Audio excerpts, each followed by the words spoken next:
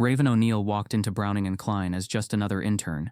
Quiet, composed, invisible to most. But when a Coke can hit her chest, the silence in the room shattered. No one knew she was the daughter of the CEO, and he was watching. Now the company's dirty past is bleeding into the headlines, and what started as humiliation is about to ignite a reckoning. This wasn't just another HR incident. This was the day the building met Big Shaq's daughter. It started like any other Monday, but silence said too much in that office. Before we deep dive into this interesting story, subscribe to our channel, and tell us where are you watching from. Share in the comments below. Browning and Klein Advertising stood tall on the corner of 5th and Marlowe, 22 stories of glass and ambition. The sunlight bouncing off the mirrored windows each morning made it look like something out of a brochure for corporate utopia. Inside, the air smelled like lemon disinfectant and mild espresso. The reception desk curved like a question mark, and everything from the potted plants to the elevator chimes was made to impress. But beneath the sheen was something quieter, colder. You could feel it in the hallways. Not in the open discrimination that history books often documented, but in the lingering looks, the clenched smiles, the forced good mornings that landed just short of sincerity. The kind of place where people learn to speak in coded tones, where someone could destroy you with a passive email or a glance that lasted 1 second too long. It was professional, sterile, calculated. On that particular Monday, the day began just like every other. Muted greetings, heels clicking on polished floors, lukewarm coffee in eco-friendly cups. But what broke the rhythm wasn't a sound, it was a silence. The kind that only happens when someone walks into a space they weren't expected to occupy. Raeven came in just before 8:30 a.m. Her walk was calm, not slow, not fast, just centered. She wore a black tailored suit and a cream blouse. No flashy accessories, no attention-seeking perfume, just presence. She didn't look around for approval or flinch at the whispers that barely formed in the corners of mouths. She didn't have to, because some part of her had already read this room before even stepping inside it. The intern orientation had already taken place the previous Friday. Raeven, however, had opted to start Monday morning directly. Something the coordinator found unusual but fine. In truth, Raeven didn't need the slideshow or the awkward icebreakers. She wasn't here to make friends or decorate her desk with motivational quotes. She was here for something else, something only she fully understood.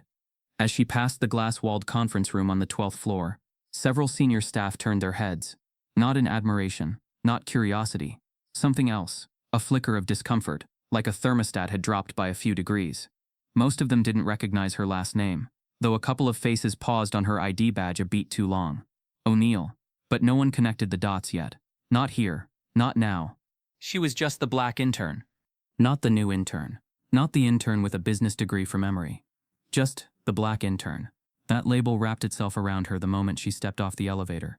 She didn't need anyone to say it. She'd been carrying that weight since she first understood how rooms like these worked. Her assigned mentor, a 28-year-old strategist named Brenna, met her at her desk.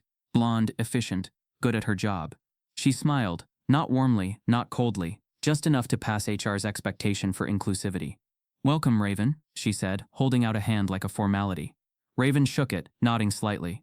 Brenna's eyes flicked to Raven's nails. Short, clean, bare, no polish, nothing to criticize. Then to her hair, a tight, styled updo. No bold curls or natural textures to provoke whispers from the old guard. That was the dance, and Raeven knew the steps. Throughout the day, Raeven moved through departments like a quiet observer. She took notes, asked questions only when necessary, never too eager, never too passive. A few of the male coworkers, especially those in middle management, tried to decode her. Some looked for the flaws they could file away for later. Others simply looked through her, treating her like part of the background noise. One, in particular, stood out. Garrett Locke. Late 30s, sharp suit, smoother smile.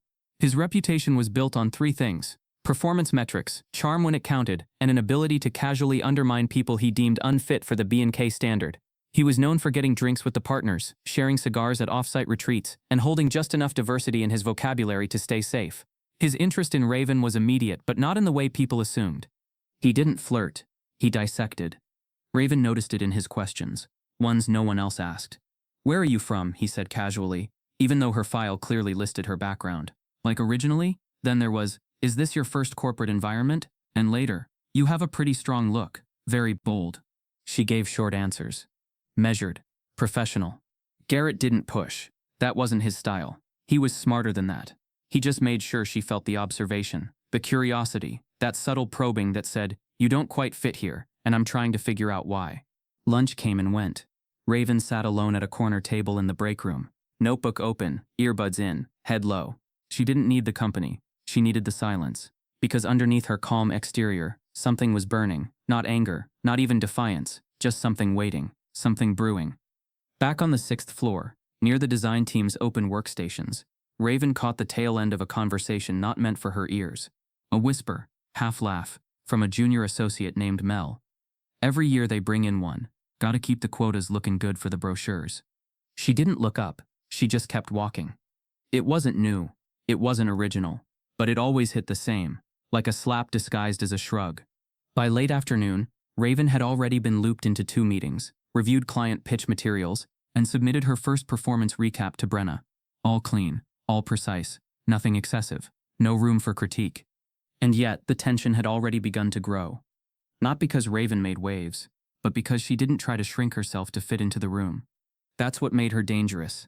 What no one at Browning and Klein understood yet. Not Brenna, not Garrett, not the HR staff trying to find the right way to pronounce Raven, was that she wasn't just another intern trying to get a foot in the door. She already had keys, she just hadn't shown them yet. It wasn't arrogance, it wasn't entitlement, it was patience. Because Raven had grown up seeing her father walk into rooms where people applauded him for his size but ignored the sharpness of his mind. She'd seen deals go cold because someone underestimated a man who'd built an empire beyond basketball. She'd heard every coded word, seen every glass ceiling from every angle. And she had learned not to break it with a hammer, but with stillness. The hallway near her assigned cubicle grew quieter after 4:30. Most of the partners had retreated to meetings. Garrett walked by once more, casually, hands in pockets. "Long day?" he asked. Raven didn't look up. "Productive." He paused, smiled slightly. "Hope it stays that way." And just like that, he was gone, but not the feeling he left behind. By the time Raven packed her things, a closed laptop, a legal pad, one black pen, the sun had already begun to dip behind the city skyline. She looked out through the 12th floor window for a long moment, not at the view, at the reflection. She didn't need to tell herself to stay strong. She already was. What no one saw, what no one knew yet, was that this wasn't just a job for her. It wasn't even a test. It was a study, an observation. She wasn't here to play the game. She was here to expose it. And the echoes in the hallway, they were just the beginning. They didn't whisper because she was new. They whispered because she wasn't supposed to be there. There's a certain temperature in offices like Browning and Klein that doesn't come from the HVAC system. It lingers in spaces where doors stay half shut during meetings, where smiles don't reach eyes, and where whispering becomes a language of its own. It's in the energy, in the way people glance sideways, in the way voices lower when the wrong person walks into a room. That week, Raven didn't just enter the building, she shifted the atmosphere, and those who lived comfortably in that stale current began to notice it. By midweek, the whispers had multiplied. Not loud, never confrontational. Just enough for Raven to hear the start of her name and the soft chuckles that followed. Always too faint to quote, always just short of actionable. The break room, once a space of artificial ease with its eucalyptus hand soap and recycled glass coffee mugs, now carried something colder. The conversation stopped when she walked in. Eyes dropped, phones got more interesting, and someone always suddenly needed to grab something from the fridge as far from her as possible. She kept her shoulders square, her walk even. She'd been here before, not this office, not this floor, but this feeling. Raven had long learned that hostility didn't always come with raised voices. Sometimes it came with silence too loud to ignore. Garrett's presence thickened the tension. Every time she passed his desk, he made it a point to acknowledge her, not with genuine words, but with calculated casualness. "You all right over there?" he'd ask, just loud enough for others to hear. "You getting the hang of things?" His voice always carried a tinge of condescension disguised as concern, like he was doing her a favor, like her very presence was a test he was grading in real time. She gave him nothing. No frustration, no vulnerability, only calm replies. "Yes, I'm good. Everything's clear. Thanks." And that, her restraint became its own provocation. Garrett didn't operate on overt racism. That would have made it easy. He weaponized familiarity. He inserted himself into her workflow, offering feedback that felt more like redirection. "Try using this layout instead. It's cleaner. I'd avoid bold fonts, they come off aggressive." Even when she followed his notes, he found fault. "You're still learning the tone here," he'd say with a tight-lipped smile. "We're subtle. We don't oversell." But Raven wasn't overselling. She was matching, even exceeding the bar set by her peers. She saw it in the numbers, in her task completions, in the unspoken fact that other interns now hovered around her desk to ask her for clarity, not Garrett. That's when the real whispering began. It started with a planner named Fiona, who asked another employee during lunch, "Who is she really? Did she come through a special program?" Then Troy from sales, mid-coffee sip, mumbled, "Feels like a diversity hire. I mean, she skipped orientation. That's not standard." And Garrett, always listening, always watching, let these murmurs grow. He didn't fuel the fire directly. He just made sure no one reached for a fire extinguisher. Even the office group chat, a sacred space for memes and passive jokes, started taking on a strange tone. Someone's making moves fast. Someone posted with a side-eye emoji after Raeven got looped into a high-profile project briefing. A few emojis followed. None tagged her directly, but they didn't have to. The air told the story. Leadership didn't intervene. They never do, at least not in time. They saw Raeven's work. They noted her professionalism. But they didn't see the subtle sabotage, the reshuffling of her assignments, the invitations that never reached her inbox, the last-minute changes that conveniently left her out of meetings she was once confirmed for. When Raeven raised a flag with Brenna about a schedule conflict that excluded her from a presentation she'd helped draft, the response was mild. "Oh, sorry, must have been an oversight. These things happen. Don't take it personally." But she did. Not emotionally, strategically. Because Raeven understood what oversight looked like when it repeated. And the frequency was becoming a pattern. On Thursday afternoon, she walked into the break room for a quick reset between client calls. Garrett was there, leaning against the counter, chatting with two junior analysts. They went quiet when she entered. One of them, a sandy-haired guy named Landon, nodded politely and walked out. The other lingered for a moment before finding a reason to excuse himself too. Only Garrett stayed. He looked up from his coffee with a smirk that didn't reach his eyes. "Long week, huh?" he said, as if they were comrades in some corporate war. "Just focused," Raeven replied, opening the fridge to grab a water bottle. He let the silence sit between them for a moment too long, then added, "You know I admire how you carry yourself. Most people in your position, young new, they try too hard. You're chill, that's good. Just don't come off too detached. People here like warmth." The way he said people made her stomach tighten. Not because of the words, but because of the tone. Like he was reminding her that this space didn't belong to her, that her presence needed constant calibration. She turned, water bottle in hand. "I've been told warmth doesn't always look the same to everyone." Garrett chuckled. "Fair enough." And then he walked out. Same casual stride, same smug control. He didn't need to be loud. That wasn't how men like him operated. They thrived in plausible deniability. By the end of the week, Raeven had her first real win. An internal campaign audit she led was praised by upper management. Not publicly, but through a string of positive emails that all somehow excluded Garrett. She didn't mention it. She didn't need to. The work spoke louder than the whispers. But the whispers got louder in return. Late Friday afternoon, Raeven overheard a conversation near the elevator. A group of employees, 3 men, 1 woman, talking just low enough to think they were safe. Every time a company starts talking about equity, this is what happens. One of them muttered. "She's smart," another offered, half-hearted. "Yeah, sure, but it's always the same script. Intern comes in, plays the 'I'm just here to learn' card. Next thing you know, she's leading meetings. They're grooming her for something."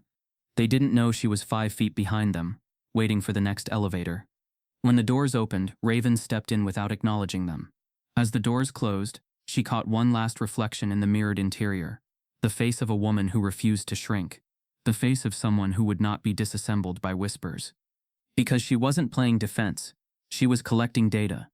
The break room may have become a quiet battlefield, but Raeven wasn't losing sleep. She knew how these places worked, what they valued, what they feared. And she knew with calm certainty that her silence had started to terrify them. The coke hit her chest, fizzy, cold. But what cracked the room open was the silence afterward. The break room had always been neutral ground, fluorescently lit, always too cold, smelling like reheated leftovers and tension disguised as small talk. It was never comfortable, just necessary. A space for 15-minute pauses, over-poured coffee, and conversations meant to fill silence, not hearts.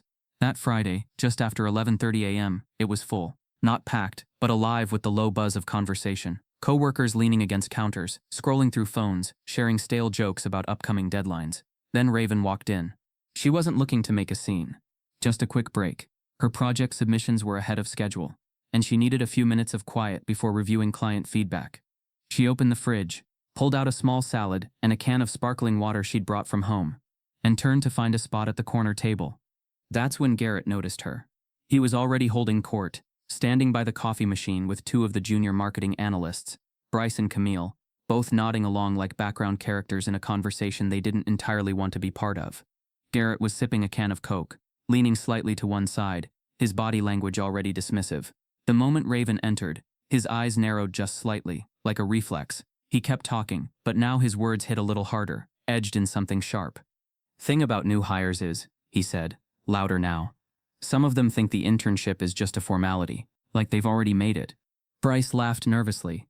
Camille looked down at her phone. Raeven sat down not far from them, back straight, face unreadable. Garrett continued. "Back in the day, you had to earn your way into the core teams, not just walk in with a smile and start getting perks." His words weren't aimed, they were launched, like darts tossed without names, but hoping to hit the one person who knew exactly what he meant.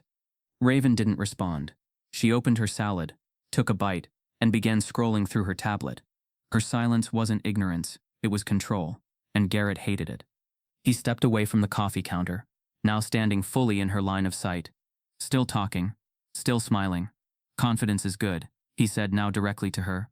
"But a little humility doesn't hurt either, especially when you're new." She looked up, meeting his eyes without a trace of emotion. "I'm aware of my place here," she said, calm and crisp. "Are you?" he replied, tilting his head. Another pause, tense, loaded. No one in the room spoke.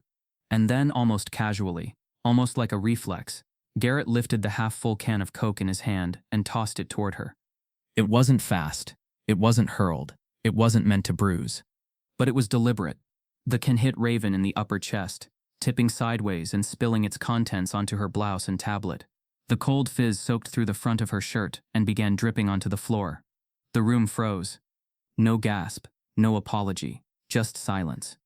Raeven stared at him, not in shock, not in fear, just a long, level gaze. Garrett's face twitched, like he'd realized too late that he'd crossed a line, but he didn't speak. He looked around, as if waiting for someone to laugh, someone to dismiss it as a joke gone too far. No one did. Camille's jaw tightened. Bryce looked away. Someone near the doorway slowly backed out of the room. The clock ticked louder than the tension. Raeven stood slowly, her posture unchanged.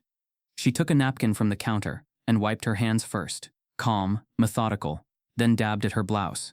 Her expression was unreadable, her eyes steady. No one moved to help. No one stepped in.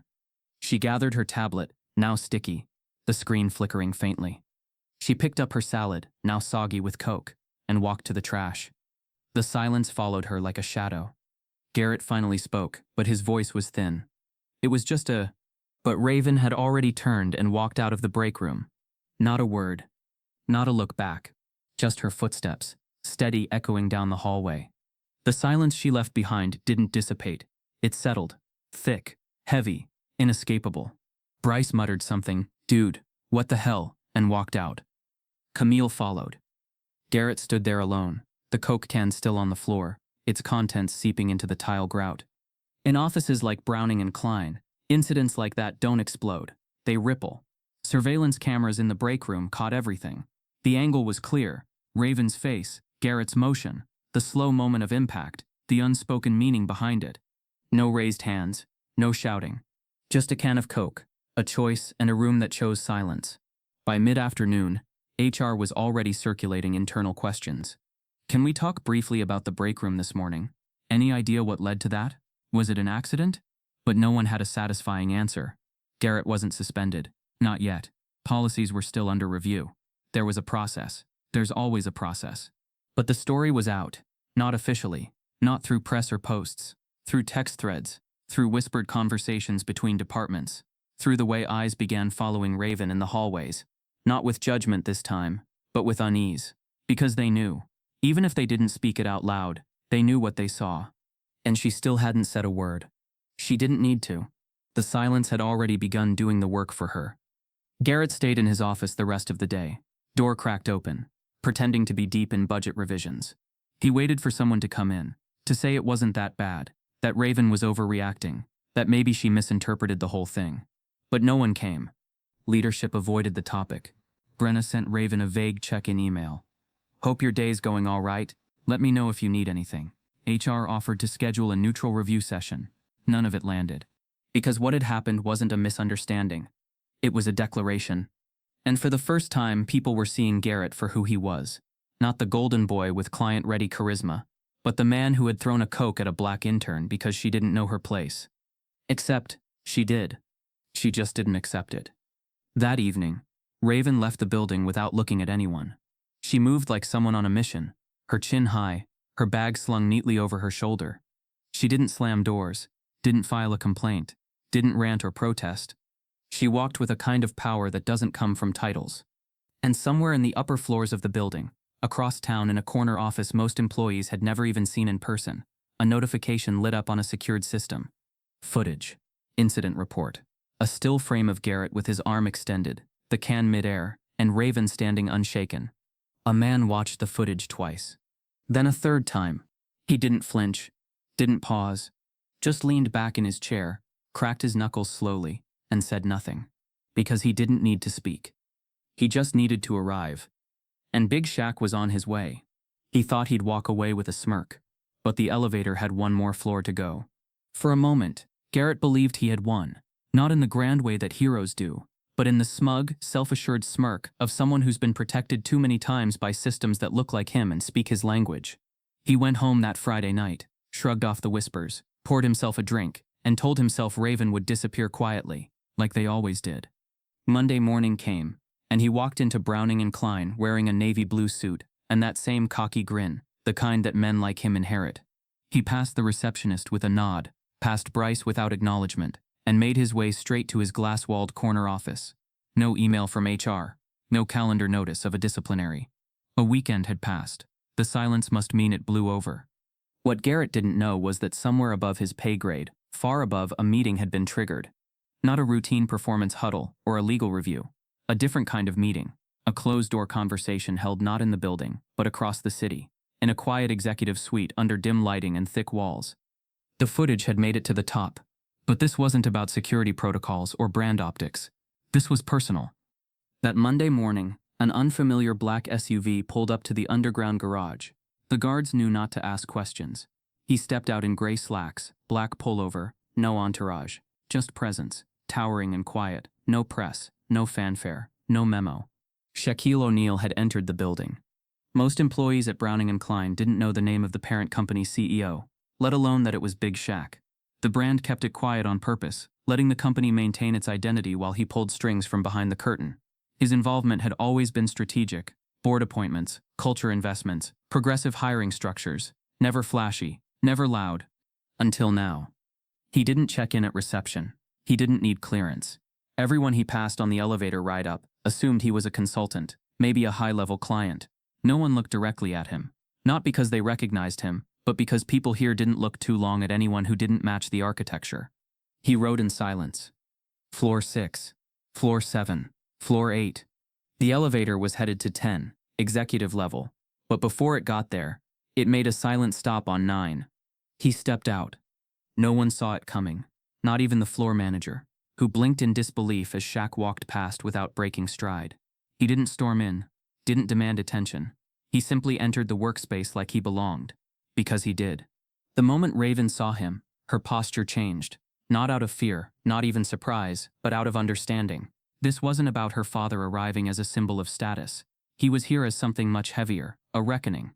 She didn't speak. She didn't move from her desk. He gave her a small nod, the kind only family understands. Then he kept walking. He stopped at the far end of the floor, outside the glass-paneled conference room where Garrett and 3 other department leads were laughing over something projected on the screen. When they saw him through the glass, their expressions shifted. Not recognition, but confusion. Garrett stood, buttoned his jacket, and stepped into the hallway. "Can I help?" He didn't finish the question. Shaq just looked at him. No anger, no hostility, just presence. Garrett's words caught in his throat. Somewhere the dots began to connect. "Is there something I can do for you?" He tried again. Shaq looked past him, then turned to the others inside the room. "Mind if I borrow your space?" No one objected. In 30 seconds, the room was empty. In 60, the door was closed. For the next 20 minutes, no one heard raised voices. No one saw gestures. But people paused outside the door. People watched through frosted glass. Raeven stayed at her desk, still, poised. She knew how he moved. Shaq didn't bring fury. He brought gravity. And Garrett, for the first time in his career, felt the floor beneath him shift. Because this wasn't HR. This wasn't a policy review. This was power. The kind that didn't need to shout. The kind that already knew everything. By the time Garrett exited the conference room, his tie was loose, and his face had lost its arrogance. He didn't make eye contact with anyone.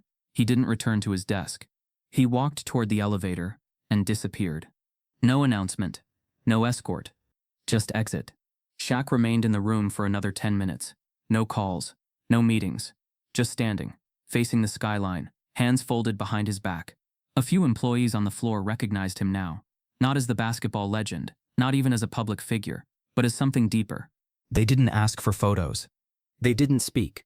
The room held its breath. When he finally emerged, he walked over to Raeven's desk. She stood up. He didn't say, "Are you okay?" or "I'm sorry." He didn't need to. Instead, he said, "You good?" She nodded. "Yeah." He leaned in slightly. "You sure?" She nodded again. "I handled it." He smiled. That was enough. Then, without another word, he turned and walked toward the elevator. The rest of the floor stayed frozen, silent, as if noise would undo what had just been reset. The elevator doors opened. He stepped in. As they closed, he caught the eye of one of the employees, the same manager who once joked about special interns during lunch. The look Shaq gave him wasn't a threat. It was a reminder, one that said, "I see you now." And then the elevator rose again, this time all the way to the top. Sometimes power doesn't walk loud, it walks slow, deliberate. The Monday after the incident, something changed in the air, even if no one dared to say it aloud. The corporate ecosystem of Browning and Klein, so skilled in self-preservation and performative decorum, began to twitch beneath the surface. It wasn't just the murmurs about Garrett's sudden absence or the strange silence from HR. It was the subtle shift, an unseen pressure in the room, like the moment before a thunderstorm when everything stands still. It began with a calendar invite, executive culture engagement review, week-long drop-in observation. No explanation, no attached documents, just a time window and a building-wide inclusion. It arrived from the parent company, flagged high priority, with a neutral subject line and no sender signature. It didn't need one. Those who had been at Browning and Klein long enough understood that language. It meant someone above the regional directors, above legal, was coming. Not for optics, for something else. When Shaquille O'Neal stepped out of the elevator that Tuesday morning in a charcoal suit and quiet black shoes, he didn't speak. He didn't wave or announce himself. He simply walked the office. Slow, deliberate. He greeted no one with theatrics. He offered a soft nod to the receptionist and moved down the hallway with the presence of someone who belonged there more than anyone else. No badge, no security escort, just gravity. People moved aside instinctively, as if they sensed something too large for their comfort zones passing through. Those who recognized him, and there weren't many, stayed quiet. This wasn't a celebrity visit. It wasn't for selfies or social posts. His expression said everything. This isn't a visit. This is an inspection. Shaq didn't need noise. His silence made people nervous in a way shouting never could. He started on the 5th floor, in strategy. Asked to sit in on a departmental sink. Didn't interrupt. Just listened. Took mental notes. People watched him watch them. Their voices wavered. Their bullet points lost shape. No one knew what he was really looking for, and that made them careful. He spent an hour in analytics, then drifted into HR unannounced. No emails, no knock, just a quiet entrance, and a slow scan of the room. The HR manager, Denise, stood awkwardly, as if she'd just been caught in a lie she didn't know she told. He asked her one question. How many internal complaints were resolved this quarter without formal review? She stammered, gave a half number. Well, technically, 12. He nodded. That's a lot of silence.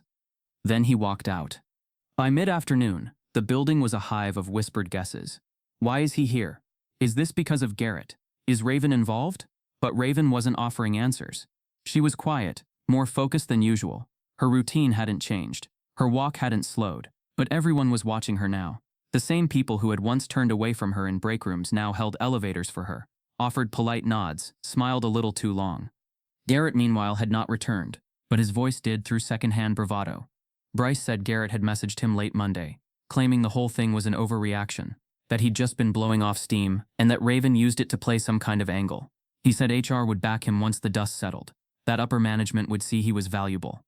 But Garrett didn't understand the math of silence. Shaq didn't raise his voice. He didn't issue statements.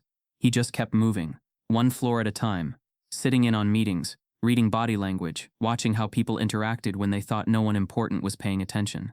He never sat behind a desk, never asked anyone to come to him. He walked, slowly, and people followed. That Wednesday morning, Raeven stepped out of the elevator into the design floor, her rotation for the week, and found Shaq already there, standing near the windows, staring out over the city. He didn't turn when she arrived, just said without looking, "You doing okay?" "I'm good," she said softly. He nodded, still facing the window. "You've been more patient than I would have been." "That's why I'm here," she replied. That was all. He didn't need an update. He already knew the truth. And she knew he was already working. Not through force, but through presence. Later that day, he sat in on a creative team brainstorm. Didn't speak, just sat in a corner seat, listening to every pitch, when one of the leads, a man named Clark, stumbled through a campaign concept, clearly borrowed from another intern's earlier idea. Shaq raised his eyebrows slightly. When no one acknowledged it, he tilted his head and said, "Where did this idea start?" Clark hesitated. "We were collectively inspired." Shaq didn't correct him. He didn't need to. The room understood. That was how he worked. People at Browning and Klein were used to noise being power, performance metrics, fiery presentations, dominating voices in meetings. But Shaq showed something else, a slower kind of authority, the kind that watched long enough to make people undo themselves. The tension began to show in the leadership. Emails from Garrett's previous project partners were being quietly reviewed. HR was suddenly digging deeper into archives that had gone untouched. Raeven's name started showing up in senior management conversations, not as a risk but as a standard. By Thursday, a memo went out. In response to recent cultural oversight concerns, the executive board will be reviewing internal workflows, leadership conduct, and team inclusion strategies. Further details to come. It didn't mention Shaq by name, but everyone knew. That same day, Raeven found herself alone at a corner table in the breakroom again. This time, though, the silence didn't feel cold, it felt watched. Not by suspicion, by awareness. No one sat with her. But no one whispered anymore either. Camille passed by and hesitated for a second. "Hey," she said softly. "Just so you know, people saw what happened. They just didn't know what to do." Raeven looked up. "You know now." Camille nodded, then walked away. Shaq saw the moment from the hallway, said nothing, just kept walking. On Friday, the week-long audit ended. No big send-off, no company-wide debrief. Shaq left as quietly as he came, but the floor didn't feel the same. People's shoulders sat differently. Eyes didn't look past each other anymore. And for once, silence had changed sides. The man with the quietest voice had spoken, without ever needing to raise it. He didn't know he was being watched, and not just by cameras. The thing about a courtroom is that it doesn't always come with a judge's bench or a gavel. Sometimes it looks like a modern office suite, lit by LED panels and colored by sleek branding. Sometimes the jury is a floor full of Coworker pretending to be on calls while listening through glass walls. Sometimes justice doesn't wear a robe, it wears tailored slacks, walks slowly, and listens with a stillness that unsettles people who've never had to defend themselves. That week, Browning and Klein didn't realize they were on trial. They didn't see the questions coming. Not because they were hidden, but because they came gently cloaked in casual tone, slipped into small talk like hooks hidden in bait. Shaquille O'Neal moved through the building with no clipboard, no staff shadowing him, no press badge. He looked like he belonged, but didn't act like he needed to. And the questions he asked didn't come from a script. They came like water wearing down stone, quietly, persistently, reshaping the room. How long you been working with Raeven? What's the promotion process look like here? Actually, when someone makes a mistake, how is that handled? The questions sounded harmless, until you realized what was underneath them, because they weren't really about Raeven. They were about culture, repetition, patterns, and slowly the cracks began to show. One creative assistant confessed, in an offhanded tone, "There's this unspoken system, you know? Like who gets included on projects, who doesn't. It's not personal." But when Shaq asked how often Black employees had led presentations over the past year, the answer never came. In another hallway, a UX manager mentioned that interns rarely stayed beyond seasonal roles. It's hard to justify long-term hires unless they're exceptional. When asked what defined exceptional, the manager blinked, stalled, replied, "It's a combination of things: fit, Polish, presence, presence. The same word that had made Raeven a threat. Meanwhile, Raeven kept working like nothing was happening. She remained focused, collected, precise. No dramatics, no accusations. She didn't ride her father's presence like a shield. If anything, she avoided drawing attention to it. She didn't need to weaponize her identity. The truth was already doing that. But behind the scenes, someone else had been watching the floor long before Shaq arrived. His name was Eldon. Most employees barely noticed him. He was the janitor who moved like air, quiet, punctual, invisible. He cleaned the glass partitions, mopped the breakroom, emptied the trash, wore the same gray shirt every day, the name stitched neatly over the breast pocket. But Eldon saw everything, because the people who cleaned up after everyone else always do. It was Eldon who had witnessed Garrett on countless occasions, not just with Raeven, but with others. He remembered when a junior associate named Nora was slowly edged off projects because her tone didn't match the client brand. He recalled how one young designer named Jacob, a black man, was always the last to get CC'd on emails, always the first blamed when deliverables shifted. He remembered, quietly. He spoke to no one, until Shaq found him. It wasn't a formal conversation. It happened by the loading dock, where Shaq stood sipping a coffee alone. Eldon came out to dump a bin, paused, and nodded. "You're not here for show," Eldon said. Shaq turned, smiled faintly. "Neither are you." They stood in silence for a beat. Then Eldon leaned against the wall, took off his cap, and exhaled. "This building's been bleeding for a long time," he said. Shaq didn't interrupt. "People like Garrett," Eldon continued, "they don't start loud. They grow in quiet. They learn where the cracks are. They learn the rules and how to bend them without ever breaking one out loud. And everybody around them learns to look away, little by little, 'cause calling it out means risking something." Shaq nodded. "And you?" "I saw it. All of it. I was just tired of being the one yelling into the wind." Shaq studied him. "You tired now?" Eldon smiled. "Tired, but sharp. No, I'm ready." That afternoon, Eldon walked into the HR office, uninvited. He asked for 15 minutes, took 45. He didn't shout, didn't accuse. He told stories, details, dates, names. He laid out patterns that stretched over 4 years. And when he was done, the HR manager didn't blink, didn't shuffle papers. She just said thank you. Later, she forwarded the audio to legal, and legal didn't say a word either. Just flagged it for executive review and added a new line to the internal investigation file. By Thursday morning, Browning and Klein's leadership was no longer asking if a problem existed. They were asking how long it had been ignored. A reckoning had begun, slow but certain, not a firestorm, a controlled burn. Raeven found a note on her desk, just one line, from Eldon. They finally heard the echo. She folded it once and slid it into her notebook. By the end of the week, Shaq met with department heads, not in suits, not in formality, in a circle, no table between them. He opened with a simple line, "You know what this place looks like. I'm asking if you know what it feels like." No one answered. So he told them. He told them about men like Garrett who thrive in curated silences, about women like Raeven, who walk into rooms knowing they'll be dissected before they're ever seen, about janitors like Eldon, who carry the weight of others' ignorance in trash bins and stained mop heads. He didn't call it a lecture. He called it a wake-up. And before he left, he made one last statement, not written, not signed, just spoken. "I won't ask you to fix this for Raeven. I'm asking you to fix it so the next Raeven doesn't have to survive it." That was the last time he spoke in that building. But his voice didn't leave. Because the office had become a courtroom, and now everyone was under oath. You can't buy redemption, but they sure tried. Browning and Klein had never been louder than when it tried to appear sorry. The Monday after the expose ran, the halls that once hummed with whispers now rang with performative urgency.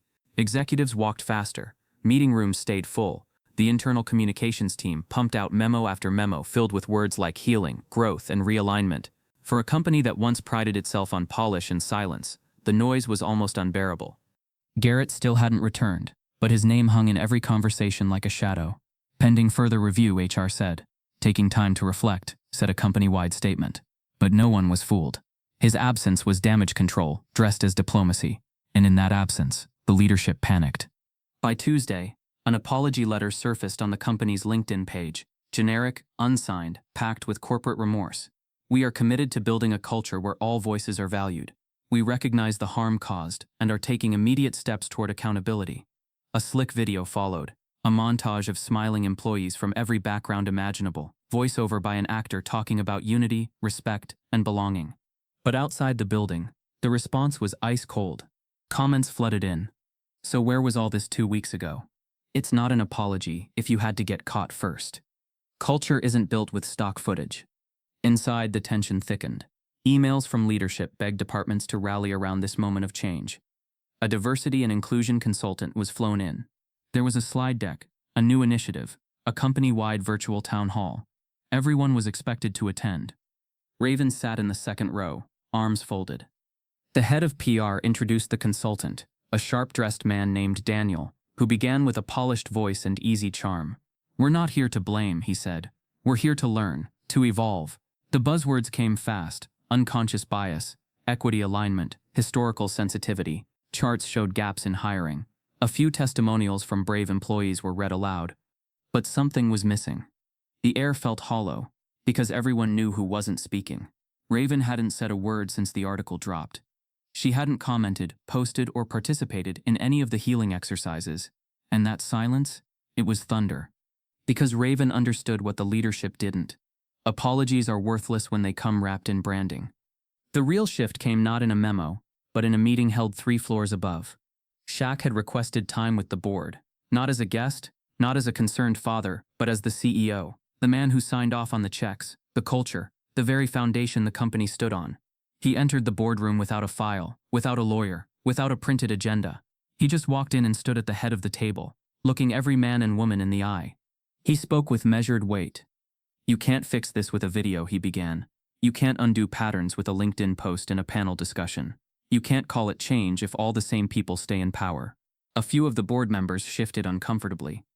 Shaq didn't blink. "This isn't about Garrett. It never was. He's just the bruise. This company has a broken bone." He listed the numbers, the turnover rates, the hiring gaps, the patterns in performance evaluations, the unofficial blacklisting of interns who spoke too confidently, the unwritten rules that made black women feel like guests and made janitors like Eldon carry stories no one wanted to hear. "Y'all paid settlements to keep silence. Now you're paying PR firms to earn back trust. But here's the truth. Trust isn't bought, it's earned. And you lost it." One board member, a woman named Corinne, cleared her throat. "We agree with your concerns, but public punishment." Shaq cut her off. Not with volume, with clarity. "This isn't about punishment. This is about accountability. There's a difference." He outlined a new plan. No more symbolic roles. No more cosmetic fixes, structural overhauls. Anonymous reporting restructured through a third party. Promotions audited quarterly for bias patterns. Mandatory equity training, not once a year, but part of every performance review. Leadership recalibration, and yes, new hires, not tokenism, real representation. Then came the silence. A few nodded.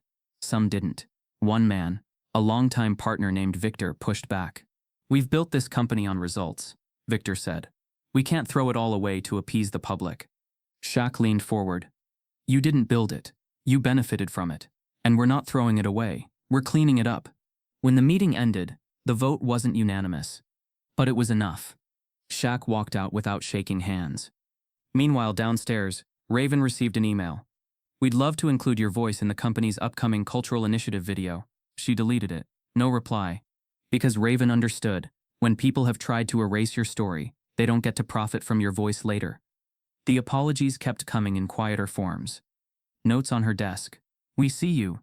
You're brave. Thank you." She acknowledged none of them. Not because she didn't appreciate them, but because she knew what they were. People trying to buy peace with words. But Eldon noticed. He saw how the security guard now stood a little straighter when Raeven walked by. How the assistant in HR nodded respectfully instead of pretending not to see her. How some of the whispers had turned into space. The kind where people stepped aside to let her pass, not in fear but in recognition. That Friday, Shaq stopped by Raeven's desk. He didn't say anything at first. Just waited. She looked up. "So that's it?" He tilted his head. "No, that's the start." She nodded once. "Good." He paused, then added, "You don't have to stay here. I know. If you want something better." "I don't want better," she said. "I want this to be better." Shaq smiled. "That's why I'm proud of you." That was all. He left again without an audience. Just a quiet walk down the hall, as Raeven turned back to her screen. The next Monday, the office felt different. The apology campaign had faded. No more videos. No more infographics. Now it was just work, and eyes, and change, slow but real. Because the truth was out. The silence had broken. And no apology could cover that up. It was supposed to be deleted, but some stories won't stay buried. For years, Garrett Locke had moved like a man with immunity, not because he was bold, but because he understood how the system hid things in plain sight. He never cursed anyone out in meetings, never sent angry emails. He kept his language coded, his tone slick, his actions just inside the line of deniability, and when those rare complaints did arise, they were handled quietly, documented in a confidential HR file, filed under communication missteps, and tucked away behind policy jargon. But paper trails have a way of haunting the people who think they've escaped them. It started on a Wednesday morning, just a ping in a Slack channel between two employees on the strategy team. The message was vague, just a screenshot of a redacted email from 2 years ago. It referenced a performance issue involving Garrett and a former analyst named Lisa Bell, a black woman who left abruptly after less than 6 months. Nothing explosive, but the tone of the email was off. Garrett had used the phrase lack of polish, and later too urban a delivery, when critiquing her client pitch. The phrasing triggered something. Someone remembered. The next ping came an hour later. This one included an internal memo, never meant for interns or junior staff, discussing a pattern of disconnect between Garrett and diverse team members. It had been quietly reviewed by HR and shelved, no action taken. And this time the Slack message had no name attached. Just "this isn't new. It's just been ignored." By noon, the evidence was spreading. Not on public forums, not on social media, but inside. Email forwards, screenshots, old notes resurfacing, whispers in the copy room, turned into intentional whispers in crowded corners. No one said Garrett's name out loud, but everyone knew. And then came the real break. An anonymous employee sent an encrypted folder to a mid-level project manager named Darren, someone known for always keeping receipts. Inside the folder were over a dozen HR complaint forms, dating back 4 years. Most of them followed a pattern: female employees, black employees, exit interviews with phrases like dismissive, aggressively undermining, performance selectively critiqued, targeted in meetings, gaslighting, all buried. 3 of the employees had quietly been paid severance packages after disagreements about fit. 2 had taken NDAs. 1 never returned after an incident in the stairwell. Never detailed, never filed. And still Garrett had stayed. The next morning, Darren took a calculated risk. He forwarded the file, not to Shaq, not to HR, but to a freelance investigative journalist named Rhea McNulty. Rhea had once interned at Browning & Klein herself, years back. She had left after 6 months. She knew the building's tone. She knew how stories vanished behind expensive smiles. Rhea didn't go public right away. She fact-checked first, cross-referenced the complaint dates, reached out to 2 of the former employees. One of them responded, hesitantly, then another, then all 3. By Friday, her inbox had names, receipts, stories. She published on Sunday. The article wasn't scandalous in tone. It was surgical, clean, detailed. It chronicled Garrett's rise through the company, his repeated targeting of junior black employees, his passive-aggressive management tactics, and the company's decision to bury every red flag for the sake of culture preservation. It didn't mention Raeven, but it didn't have to. Readers filled in the rest. The moment the story hit social feeds, the playbook shifted. Browning & Klein's leadership scrambled. Legal prepared a statement. HR reviewed protocols. The partners gathered behind closed doors, pretending they hadn't read every line twice. But it was already too late. The truth had been let loose. Not with anger, but with calm, calculated clarity. The kind of truth that doesn't need to scream. Shaq said nothing publicly. Not even to Raeven. He didn't need to. His silence wasn't inaction. It was weight. Raeven showed up to work Monday morning like always. Pressed suit, sharp lines, nothing to suggest the world had cracked open beneath the floorboards. But everything around her had changed. People who had once pretended not to see her, now smiled awkwardly. Some looked guilty. Others looked scared. But not one person said, "I'm sorry," because they all knew the apology wasn't owed to her alone. By noon, Garrett was trending.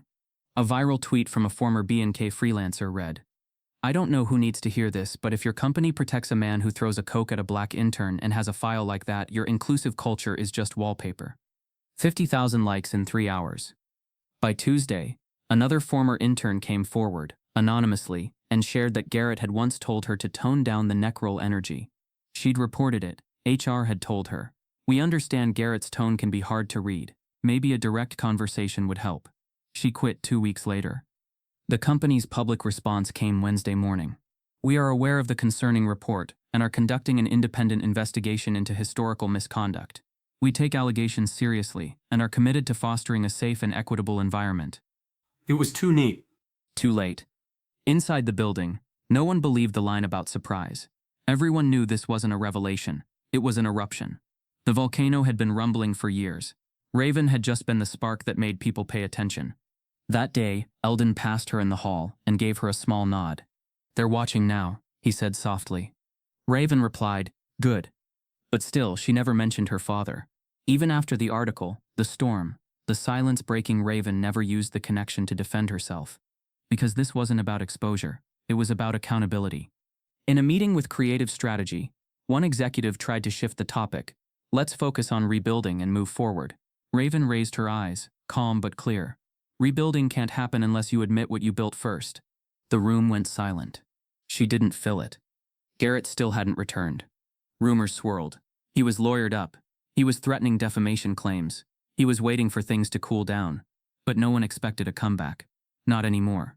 Because the file they tried to erase had done its damage. Not in headlines. In hearts. People no longer whispered in hallways. They asked questions about who was promoted, who got cut off in meetings, who got invited to retreats, who sat in silence to keep their paycheck safe. And more than ever, Raeven saw the shift. Not huge, not perfect, but real. And Shaq? He kept quiet. But his name now hung in the air, not because he demanded attention, but because people knew this storm didn't start when he walked in. It stopped when he did. Because some stories, no matter how hard you try to delete them, write themselves back in. And this one? Was just beginning. He thought he was the predator, but now he was being watched like prey. There are rooms that feel bigger than they are, not because of size, but because of silence. The boardroom on the 15th floor of Browning and Klein had always been the stage for major deals, annual wins, hiring decisions, and expansions. A polished walnut table stretched down the middle like a runway, surrounded by 12 ergonomic chairs that had held power, fear, and ego in equal measure. But on that Thursday morning, the room felt smaller, tighter. Not because the air was thin, but because every eye in the building had turned toward it. Not literally, but everyone felt it. People paused on their way to the elevators. Keycards were swiped slower. Conversations stayed unfinished in open workspaces. It was like the entire building held its breath, waiting to hear what would be said behind that closed door. And when Shaquille O'Neal walked in, no one looked away. He didn't come in fast or loud. He entered the room the way a tide rolls in. Steady, strong, inevitable. The board was already seated. Mid-level directors lined the wall in quiet rows, eyes bouncing between notebooks and water bottles they weren't thirsty for. There was no projector, no slideshow, just presence. Shaq didn't take the head seat. He stood. And for the next 10 minutes, he didn't ask for attention. He held it. I've been in a lot of rooms, he started, voice steady. Locker rooms, press rooms, investment rooms. Some where people only saw my height, some where they saw my worth. But this room, this one's different, because this is where stories either get buried or told. A few board members shifted. One cleared his throat. Another reached for a pen and tapped it once, nervously, against his pad. Shaq's hands stayed behind his back, eyes moving from face to face. You've all read the reports, he continued. You've all heard the excuses. It was a misunderstanding. That's not who we are. That's not the culture we promote. But let's get honest. That is who we've been. We just didn't want to admit it. Silence. There's a reason Garrett stayed as long as he did. There's a reason complaints disappeared. There's a reason certain people never got promoted, no matter how qualified they were. And there's a reason none of you said anything until it landed on your doorstep. Because when racism's quiet, it's comfortable, especially for the ones not getting cut by it. Nobody moved. Nobody denied it. Because denial would mean exposure. Shaq paused. Let the room sit in it. And then his voice changed. Just slightly. Softer. More personal. You've all been asking who Raeven is. Whispering about how she handled things. If she's part of something bigger. If she was planted. Used. Protected. A few people tensed. One executive exhaled slowly. Shaq nodded. She was. He let the line hang. Not planted. Not used. But protected. Because she's my daughter. A stillness fell over the room. One of those moments where even furniture seems to stop breathing. The silence that followed wasn't awkward. It was truthful, real, heavy. I never planned to reveal it, Shaq continued.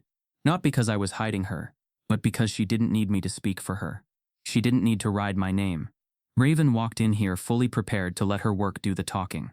Her restraint, that wasn't silence, that was power. The kind most people in this building have never had to learn. The room shifted again, not physically, but morally. People who had once nodded in Garrett's meetings suddenly remembered how still Raeven had been, how calm, how unshakable, and now that silence was louder than any apology they'd ever offered. Shaq stepped forward slightly.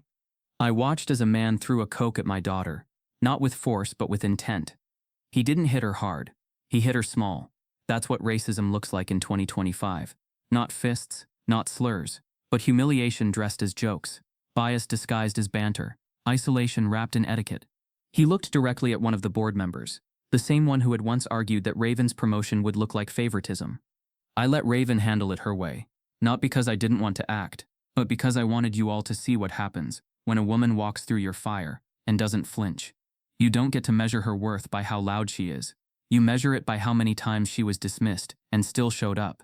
At the far end of the table, Corrine, who had once championed Garrett's leadership metrics, blinked hard. Someone from legal shifted in their chair. Shaq kept going. This isn't about revenge. I'm not here to tear down Garrett's reputation. That part handled itself. I'm here to ask one thing. Who are you when no one's watching? Because what happened to Raeven didn't start in that break room. It started years ago. With every ignored microaggression, every off comment brushed aside, every time someone said don't make it a big deal. He paused.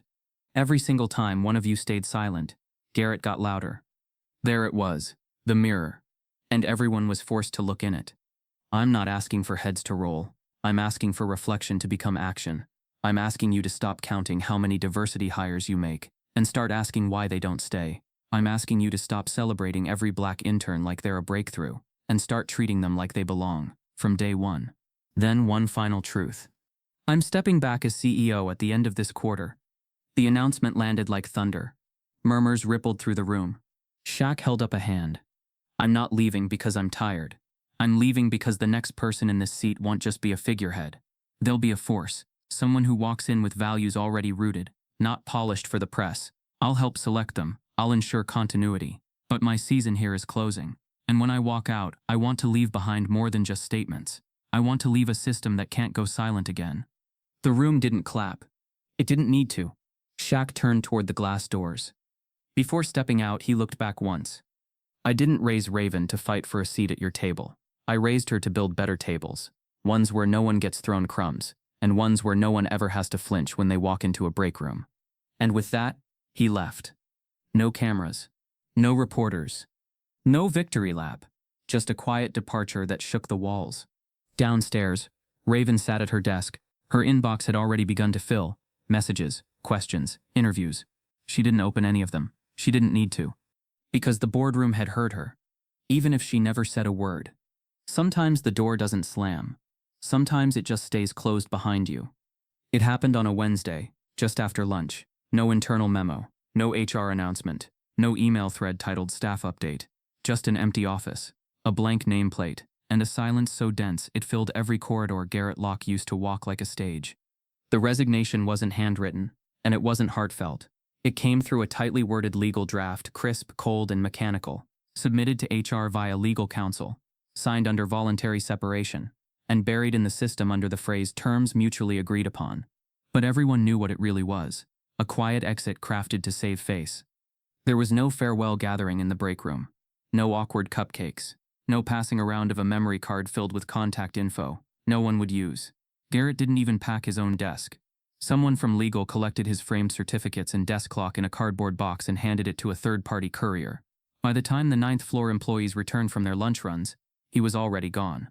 No one missed him. But no one cheered either. Because by now the office understood something important. When a predator leaves quietly, the room still takes time to exhale. The leadership, in their usual detached grace, issued a single-line announcement. Garrett Locke has made the decision to pursue opportunities outside the firm. We thank him for his contributions. No details, no tribute, just erasure dressed as professionalism. But the building remembered. They remembered the Coke. The email leaks, the unread complaints. They remembered the way Raeven had been watched, dissected, analyzed, and how Garrett had basked in power without ever raising his voice. The building knew, and buildings never forget. Raeven didn't blink. She didn't flinch when his nameplate disappeared. She didn't pause when whispers circled. She didn't gloat, and she didn't post. She arrived that morning in the same dark gray blazer, hair pulled into the same high twist, her steps as calm and intentional as ever. The only thing that had changed was how people looked at her. Now they saw her, but not as the girl who'd been thrown at.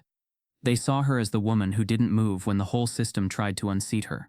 A few people tried to break the silence. Camille left a sticky note. "You didn't have to speak. You already won."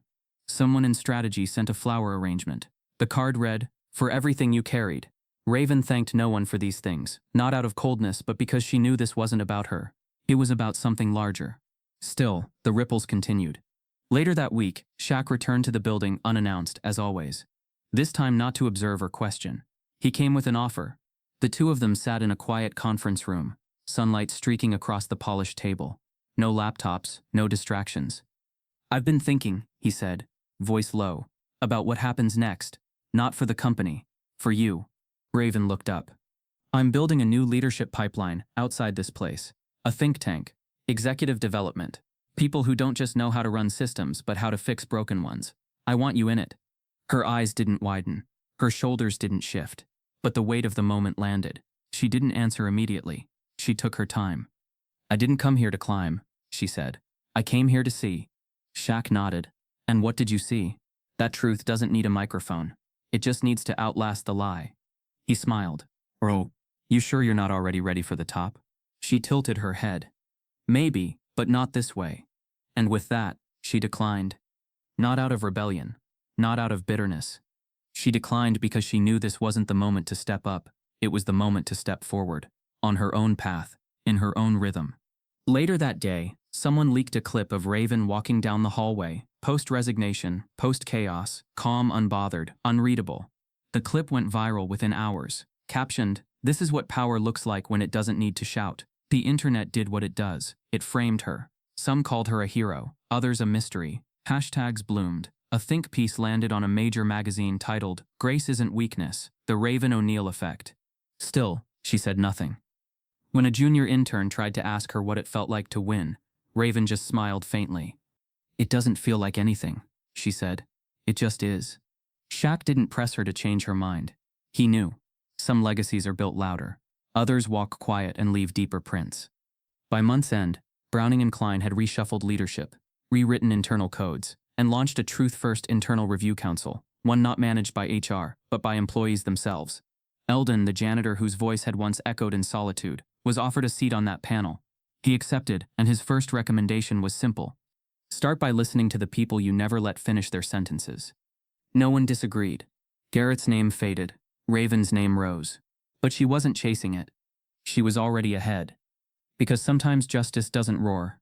Sometimes it just walks out the door, clean, whole, and unapologetic, leaving a space better than it found it. She didn't want revenge. She wanted air. There was a bench tucked between two shrubs on the east side of the building. Steel frame, wood slats, half shaded by an overgrown tree that hadn't been trimmed in years. It wasn't designed for comfort. Most employees ignored it, choosing instead the sleek seating in the lobby or the nearby cafe's patio. But for those who didn't want to be seen, or who simply needed a moment to exist outside the performance of corporate politeness, that bench became something else, a neutral zone, an in-between. That's where Raeven sat on her final day at Browning and Klein. No one had asked if she was leaving. No announcement had been made. She hadn't submitted a resignation, but everyone knew this was goodbye. Not in the way people usually say it, with hugs and handshakes and boxes full of staplers. This was a farewell of presence, of stillness, of one last pause before a door closed. The city hummed beyond the hedge. Cars crawled through downtown traffic. A siren wailed somewhere in the distance. But on that bench, there was only wind and breath. Raeven sat with her ankles crossed, one hand resting on the bench's cool wood, the other in her lap. She wasn't waiting. She wasn't reflecting. She was just being. After months of pressure, of proving and watching and holding her tongue while the weight of unspoken truths tightened around her spine, she was finally still. Eldon arrived 5 minutes later. He didn't ask to sit. He didn't clear his throat. He just lowered himself beside her slowly, his knees cracking softly as he settled in. For a moment, neither spoke. Then Eldon said, "You breathe different when you're not surviving." Raeven turned slightly, gave him a small smile. Not wide, not polite, true. He nodded, his eyes scanning the concrete sidewalk in front of them. "Used to come out here after shift changes. Way before you got here. This bench heard some stories." She didn't respond. He leaned back, hands folded across his stomach. "I remember when they installed this bench. Thought it was for smokers. Turns out it was for the invisible ones." Raeven glanced up toward the building. "It's quiet up there now." "That's 'cause they don't know what to say without someone telling them," Eldon said. "Words don't come easy when truth's done most of the talking." Another beat of silence. Then, softer, "You didn't yell. You didn't file lawsuits. You didn't go on podcasts or interviews. But you changed the air." Raeven looked down at her shoes. "That wasn't the plan." "Maybe not," Eldon replied. "But sometimes silence is a mirror, and you held it up long enough for the rest of us to see who was really standing behind us." She took a deep breath. Not heavy, not burdened. Just oxygen, clean and full. He pulled something from his pocket, a folded square of paper. Carefully, he passed it to her. "What's this?" she asked. "Letter I wrote to HR in 2019. About Garrett. About patterns. About things I saw." He chuckled softly. "Never sent it. Figured it'd go where the rest went. File, shredder, silence." She unfolded it. The writing was slanted, tight, deliberate. A story told with care and restraint. A man trying to make his pain understandable for an audience trained to ignore it. She held it for a long moment, then folded it back and handed it to him. "You kept it." Eldon looked at her. "So it could have waited when the world finally listened." The wind picked up slightly, rustling the leaves above them. "I never wanted revenge," Raeven said. "Just a clean room to breathe in." "And now?" he asked. "I have air," she said simply. They sat for a while longer. The sun shifted in the sky. Someone passed them on their phone, paused slightly as if recognizing Raeven, then thought better of interrupting and kept walking. Eldon spoke again. "They'll put a plaque on this bench someday." Raeven gave a dry smile. "Please don't let them put my name on anything." "No name," he said. "Just a quote. Something simple. Maybe, 'Breathe here, you've earned it.'" She laughed then. Really laughed. The kind that starts in your ribs and rises like light through the chest. It felt good, pure, unperformed. He chuckled with her. "There it is." She wiped a tear from the corner of her eye. Not from sadness, but from release. Eventually, Eldon stood. His bones protested, but he moved with dignity. He looked down at her. "You ever want to come back?" he said. "I'll still be here." Raeven raised an eyebrow. "You're staying?" He shrugged. "Somebody's got to remind them not to forget. You knocked the doors open. Now some of us got to keep them from shutting again." She stood too, smoothed her coat. "Then we'll meet again. Somewhere down the line." Eldon held out a hand. She took it, firm, honest. And then, with no grand wave, he walked back toward the building. Raeven remained by the bench for a few minutes more. She placed both hands on the backrest, ran her fingers across the smooth wood. The bench wasn't symbolic because of what it was made of. It was symbolic because of who had survived on it. She turned toward the street. A car pulled up. She didn't rush, didn't look back. Because some moments don't need dramatics to be remembered. They just need space and breath. And sometimes, that's enough. It didn't storm. It didn't shout. But the air, it was different. Monday came quietly. The morning sun rose without ceremony, and Browning and Klein opened its glass doors like it always had. The revolving lobby doors spun, the elevator lights blinked their usual sequence, and the coffee machines gurgled to life at exactly 8:05 a.m. There were no grand banners, no press waiting on the sidewalk. But still, something was different. The shift wasn't in the lighting, or the paint, or even the furniture. It was in the people, the way they stood, the way they looked at each other. There were fewer stares, and more nods. Less pretending, more presence. No one had to say what had changed, because everyone had felt it. It started at the top. Shaq's successor was a woman named Calla Brent, mid-40s, black, former civil rights lawyer turned corporate strategist, smart, decisive, and quietly radical. She didn't enter to fix PR. She entered to rebuild culture, not with statements or consultants, with accountability and structural change. Her first order wasn't a campaign. It was a pause. She suspended all performance reviews and team metrics for 2 weeks and held listening sessions, one floor at a time. People sat in circles. No hierarchy. No note-takers. Everyone spoke. Everyone listened. And when Eldon spoke, the room went still. He sat in the middle. No badge, no title. And said simply, "Don't try to repaint what was rotten. Tear it down and start over. And if you're scared of what that looks like, maybe it's because you've been safe too long." No one clapped, but everyone heard him. 2 weeks later, Eldon submitted his retirement. 37 years. No fanfare.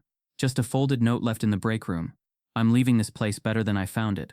That's enough." A bronze plaque was mounted near the bench outside the building. It didn't say his name. It said, "Breathe here. You've earned it." Raeven didn't return to the company. But she didn't disappear. Instead, she launched something of her own, a scholarship initiative called The Unfolded Edge. No glitz, no press release featuring her father. Just a clean landing page and a mission: support the kind of young professionals who don't ask for seats at the table, they design new ones. The first scholarship went to a girl from New Orleans who'd been rejected from 5 internships because her tone felt too assertive. Raeven called her personally. Didn't mention the coke, didn't mention the building. She just said, "Don't fold." And then hung up. Shaq stepped fully out of the spotlight. He still visited Raeven now and then, still texted her late-night thoughts, but he didn't hover, didn't coach, didn't direct. He went back to being something he hadn't had the space to be for a long time: a father, a presence, a protector, who no longer had to fight battles on behalf of his daughter. And Raeven? She didn't become a spokesperson, or a movement. She became a woman who had endured the fire and chose not to become it. Some called her brave, some called her quiet, some called her necessary. But Raeven didn't care for titles. She had work to do. The final scene unfolded not in a boardroom, not in a press conference, but in a small moment. A group of new interns stood near the elevator on their first day, nervous, excited, unsure of where they fit. One of them, a young black man in a brown blazer, stepped aside to let a woman pass. She walked with no badge, no clipboard, just confidence. He recognized her. "Excuse me," he said, a little unsure. "Are you?" Raeven turned, met his eyes and smiled. "I'm just passing through." He smiled back. She stepped out into the sunlight. Not a survivor, not a symbol, just a woman who wouldn't fold. And the air? It stayed different. If this story stirred something in you, don't let it end here. Look around your own workplace, your own silence, your own power. Because justice isn't a headline, it's a habit. And the next Raeven might be watching how you show up. Keep your